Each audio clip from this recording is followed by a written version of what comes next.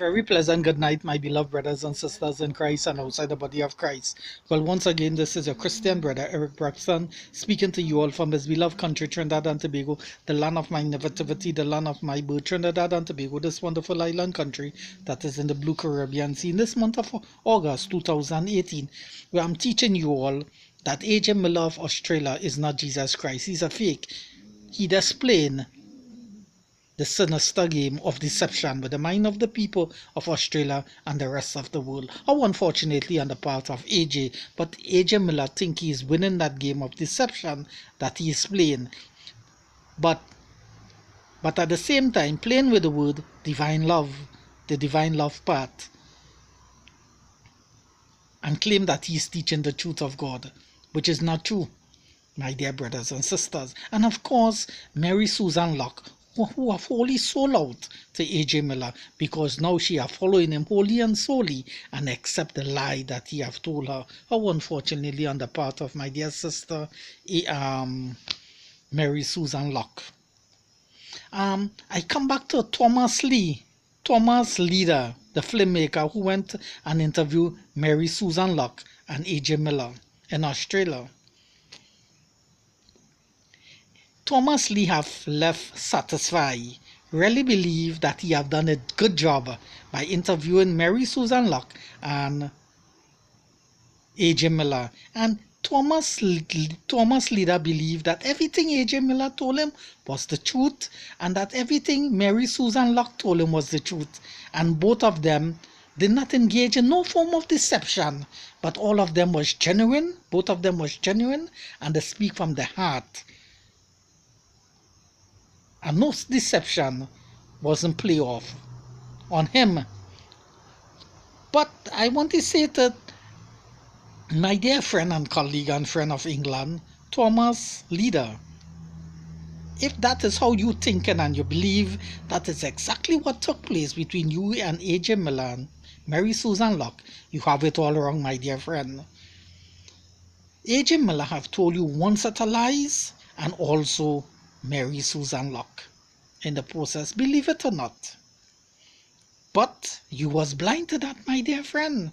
You believed they was sincere. But the smile, with the courtesy that they showed to you, and with the cordial welcome, they welcome you at the airport, at the home, etc., etc. And you feel relaxed and welcome to Australia in the presence of A.J. Miller and Mary Susan Locke. And you feel comforted in the presence, not knowing the man is a cult leader.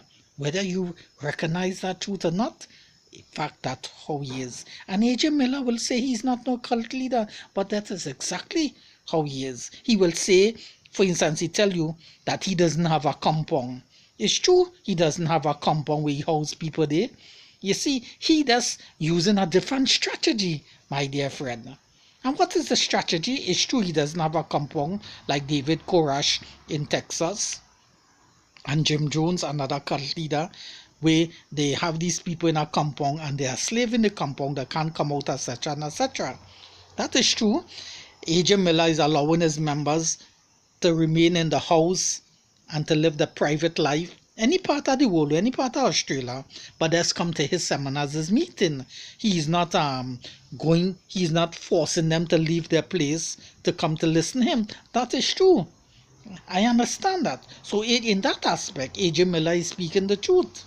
In that aspect, that is true. And he's not telling people, he does not have a policy, a written up policy, and telling people, well, you know, that I and Mary Susan Locke are living in the Bible Belt, so that we are very lonely and we need company, so we want you all to come up close to us and buy property to be close to us. No, it's true. He's not telling people that. People out of their own voluntary willful effort just want to be close to their leader, A.J. Miller, so they're coming up and buying property to be close to him. I understand that. What he's saying is true.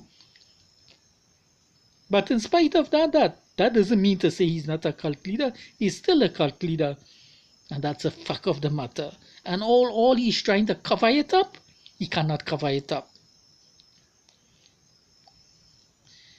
So how A.J. Miller is putting it over, you believe he is genuine and he's not a cult leader. But he's just different. He's just using a different strategy, my dear friend.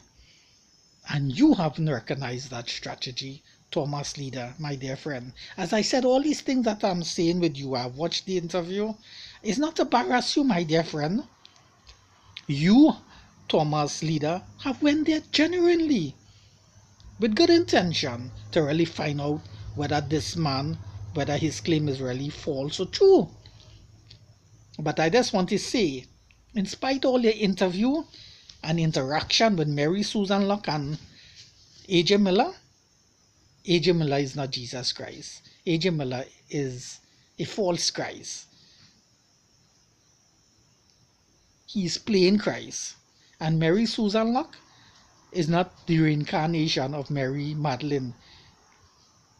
A.J. Miller falsely indoctrinated her to believe that. And you interview Cornelius. He also is also a native of Australia. That's as A.J. Miller and Mary Susan Locke. But my dear friend Thomas Leader, I listen you talking with interviewing Cornelius, but you didn't ask him a very important question. If you did ask him that, you'd have seen that Cornelius that be contradicting himself. And what is that important question that you miss out, my dear friend? If you did ask Cornelius, you also believe that you are a reincarnation of the Cornelius who lived in Jesus Christ 2,000 years ago, but reincarnated in Australia in this modern time.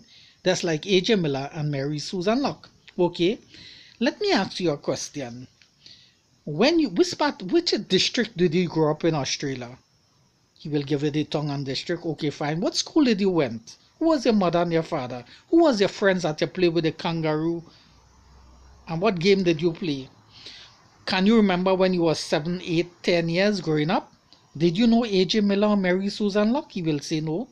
At that time, did you see yourself as a reincarnation of Cornelius? What Cornelius does say?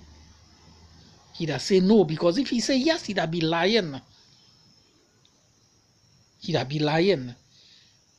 Did you? And if he did say that he had memory that he was Cornelius who lived 2,000 years ago, then you should have, then you will say, I'll check it out. And at 2 days after, you go in the town where he grew up and ask the people, his friends, who grew up with him in school, and the people, and find out, did Cornelius at any time reveal to anybody in the town, his colleagues, his friends who grew up with him, his classmate, his girlfriend, did Cornelius at any time share any information and tell you all, at that tender age, 12, 13, growing up, or whatever college or school he passed through, his teachers, etc., that he did reveal to any of you all that he was a reincarnation of Cornelius who lived 2,000 years ago? And you, to your surprise, Thomas Lee, will find out he never shared that information with nobody. This little Christian boy, Eric Braxton, way down in Trinidad and Tobago, is positive 100% about that. But how did Cornelius, that man, began claiming that? Is when he get in contact with A.J. Miller, who falsely indoctrinated him to believe that he's a reincarnation of the Cornelius who lived 2,000 years ago in the days of Christ, just like Mary Susan Locke. No difference. But you did not do that research, my dear friend. Yes, you did not do that, Thomas Leader. And that's all and these important grounds in your investigation to find out the truth, you did not cover, my dear friend. You did not cover. These are very important grounds. You left out these factors. A matter of fact, what you should do to find out, before you interview Cornelius, without nobody knowing, you and your team supposed to go in the town where Cornelius grew up and interview all the people, ask everybody. And they will say, no, this man never claimed he was a reincarnation of Cornelius. So at least you have a knowledge now and a background information. He never tell his friends that, he never tell his girlfriend, he never tell his schoolmate, and you even visit the school he went to and ask all the people, and you will see he never claimed that. And you have all that information. Now you face the man personally now. Cornelius, you visit him 3 days after you do that background research on him. And now you will see that the man is contradicting himself now. And you go up in front of him, you have your information in your pocket now. And you say, Cornelius, my dear friend, you know I'm Thomas Lee, Thomas Leader. Can you tell me some of your friends that you went to school with? And he named some and some, but remember you done make contact with them, my dear friend. Did at any time, when you was growing up in the town or village, did you tell any of your neighbors or friends in school or teachers or people in the village that you was, or even your parents, that you was a reincarnation of Cornelius, who lived 2,000 years ago?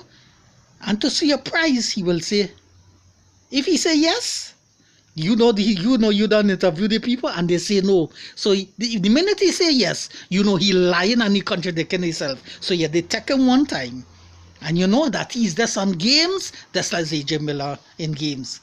But you see, you did not do that, my dear friend.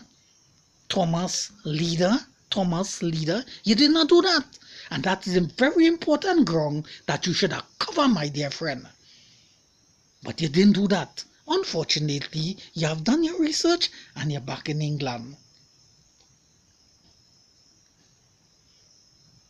And as I said, you believe you have satisfied that you have done a well job done, my dear friend. Because you interview Cornelius and he's also parroting a set of lies, only telling you his lies. That's as A.J. Miller. Believe it or not.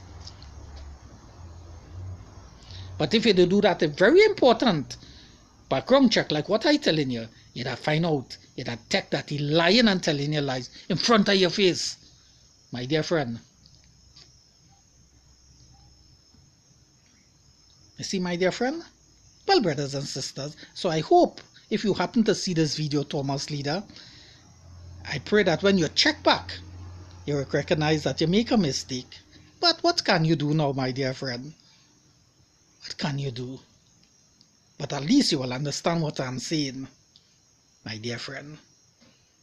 Well, brothers and sisters, I've come to the end of this video. Now may the grace of God be with you and with me and with the human family from this day forth and forevermore. Shalom, peace. See you all in the next video soon. Bye bye, my friends.